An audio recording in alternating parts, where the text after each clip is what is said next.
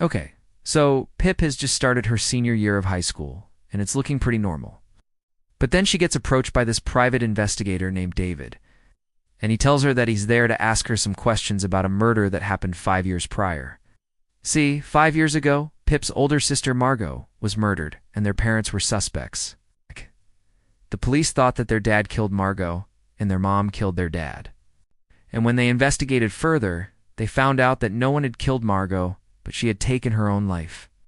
Now, after Pip's parents both died in separate accidents within a few months of each other, Pip is living with her aunt and uncle in a new city. She's been trying to move on from this tragedy for a while now. But when she starts getting these weird letters from someone who claims to know what really happened to Margot, she starts to question everything.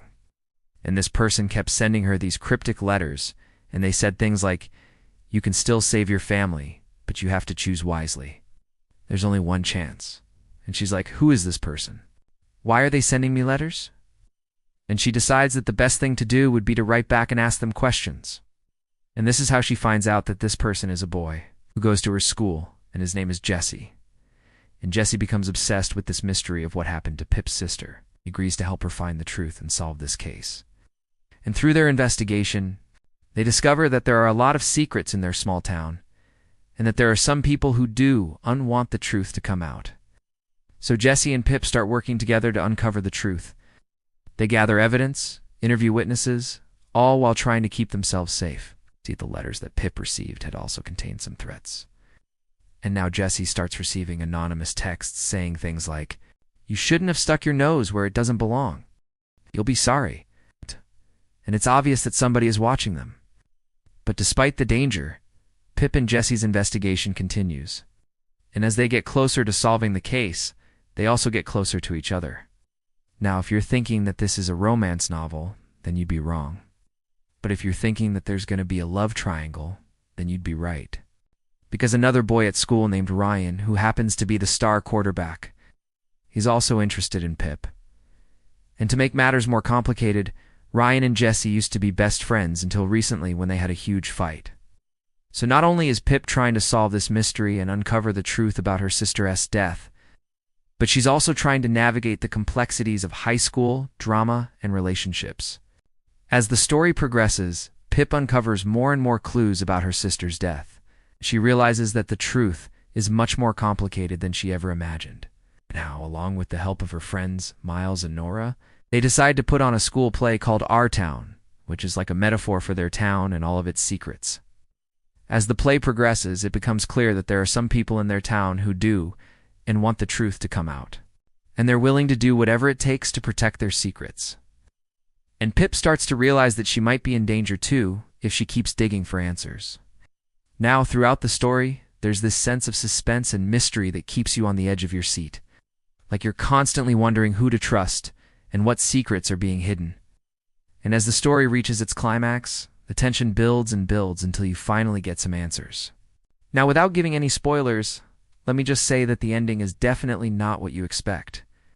There are some shocking twists and turns that you will not see coming. And once you start reading, you won't be able to put it down. Now, if you enjoy stories about strong female characters, mysteries and thrillers, or even just good old-fashioned revenge, then you will love this book.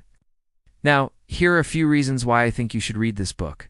First off, the characters are so well developed and relatable, you'll feel like you know them personally. Like you'll feel Pip's determination to find the truth and Jesse's unwavering support for her. You'll also get to know Miles and Nora better, and you'll see how their friendship grows.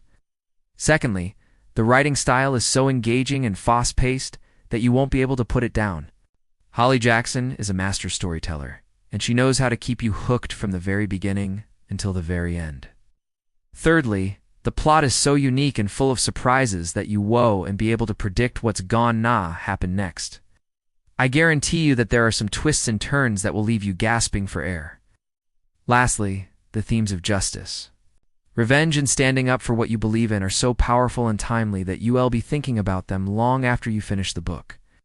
So if you're looking for a book that will keep you on the edge of your seat, then look no further than A Good Girl's Guide to Murder.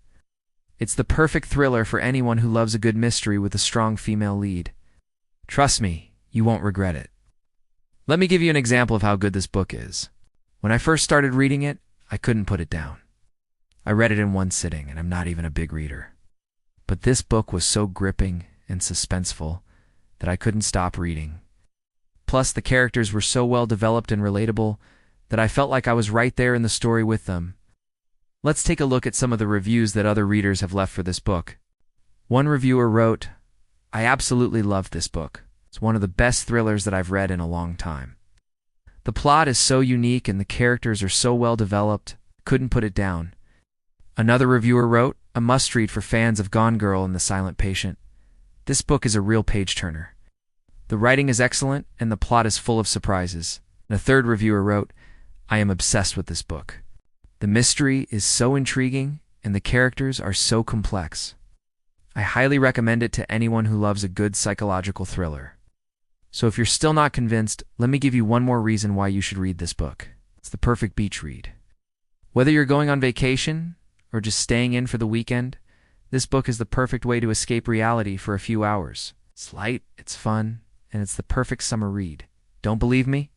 Well then, check out these statistics. Over 1 million copies of this book have been sold. It's been translated into over 25 languages, and it's been optioned for a major motion picture. So what are you waiting for? Grab a copy of this book today and see what all the hype is about. I hope you enjoyed this summary of A Good Girl's Guide to Murder. If you did, please leave a like and subscribe for more content. Thank you for listening and happy reading.